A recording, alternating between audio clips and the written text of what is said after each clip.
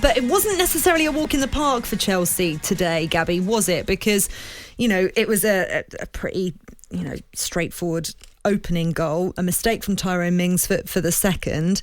But Villa, are you disappointed as a Villa fan, or are you sitting there going, like Sam and Matt Holland suggested earlier on, that actually Dean Smith will be quite happy with that performance? I think he'll be happy with the performance, especially first half. I thought Aston Villa were the better team. I thought Chelsea were very poor. Aston Villa's formation with the three at the back worked quite well. And I think Dean Smith just be unhappy with the mistakes and the way the goals were scored. I think if you even look at the third goal, I think Axel's got to get a bit tighter. He's got a free shot there, Lukaku. But Aston Villa were the better team, with the more attempts, especially in the first half.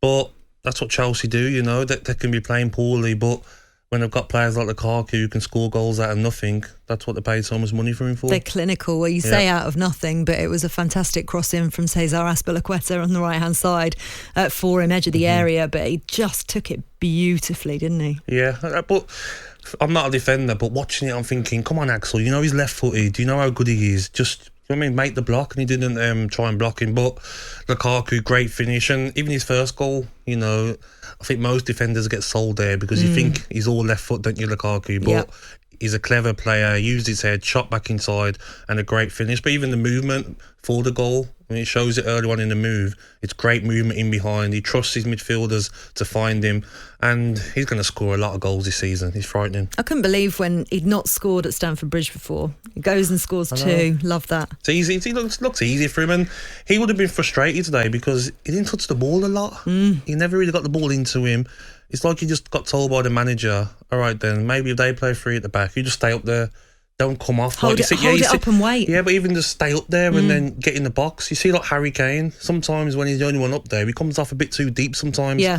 And his midfielders are probably thinking, Harry, just stay up.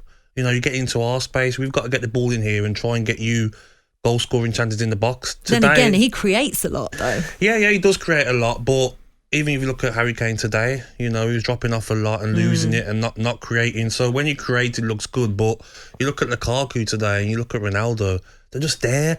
They're not interested in coming off and getting into the hole and turning and putting other players in. They want to be the ones scoring the goals, and that's why both of them got a brace today, because they wanted to be in the box. Yeah, we'll talk about Tottenham's 3-0 defeat to Crystal Palace, which was live and exclusive commentary on Game Day at 12:30 earlier on today. I didn't realise that Mateo Kovacic hadn't scored at Stamford Bridge before, and his last goal was actually December 2019. Impressive performance from him. Yeah, he was outstanding in that midfield today, and I've always liked him. He's one of them players, isn't he, where he comes off in any position. He'll take the ball on the penalty spot if he needs to, under pressure.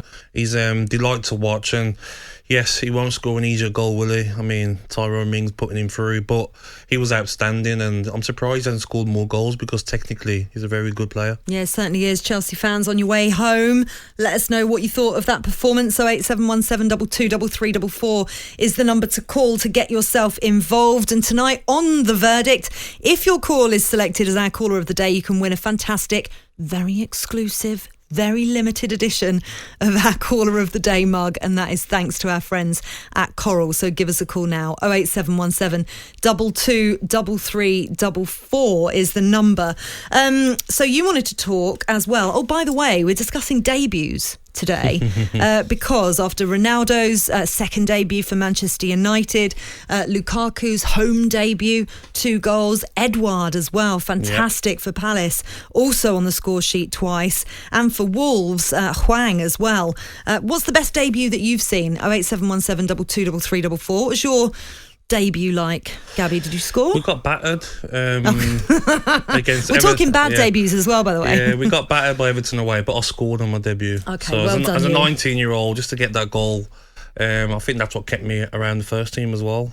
We talk about looking football, but if I hadn't scored in that game, the way the game went, I didn't do anything else in the game.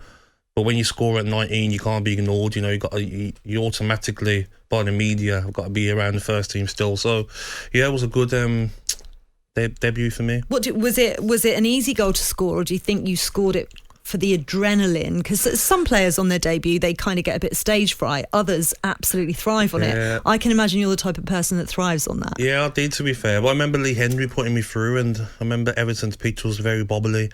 I was just shot across goal, and it sort of bobbled right in front of the keeper's arm. I think it was Richard Wright at the time, and went in. If there wasn't the bobbly pitch, he would have saved it easily. So it was quite a lucky goal, that makes sense. Yeah. But you take them, and I was buzzing just to score on my debut. Yeah, I mean, it's something else, isn't it, to score on your debut? Plenty of players have done it over the years, and we want to hear your best. 08717 22 33 44. What else are we talking about today? So you wanted to talk about Tottenham and their 3-0 defeat to Crystal Palace, who I thought was superb, and it feels as if they're really starting to click a little bit under Patrick Vieira. Yeah, I think first of all, I want to give Crystal Palace credit. You know, everyone's been sort of on Patrick Vieira's case, you know, because they've been quite poor, Crystal Palace. But today they look like a proper team. That home crowd's always good at Crystal Palace's ground. Today, Gallagher was very good. Zaha was very good when he got the chance. But also Edouard, I've been talking about him for a while. I've been saying that Leicester should have got him, and other team wanted Aston Villa to get him. And when Crystal Palace got him, I knew he was going to score goals. He's that sort of player that will always score goals in the top league. He's a great striker, can finish, and they've been crying out for a goal scorer, Crystal Palace. Benteke has not really done it, and to come on and score 2 and on your debut. And his first involvement, because he only came on as a sub at like exactly. 83 minutes. And that's what they needed, because they've got Zaha, they've got other wingers that can come on and do things in games. They just needed that striker who can finish, because Benteke hasn't done it. Well, the thing is, the minute he came on, I kind of thought, you know, replacement, not just, you know, coming on as a sub. He's 100% starting the next game. You can tell that. But it's just not happened for Christian Benteke, has it? No, that's what happens when you leave Aston Villa the way you do. You know, you can't leave Aston Villa and try and go on and do better things at Liverpool. It didn't work out for him. So, but Spurs today for me were very poor fade. Like watching the game, I just thought they lacked ideas. And we spoke just, didn't we, about Steven Bergwijn being out, Son out. But we talk about, can Spurs play without Harry Kane? Can Spurs play without Son?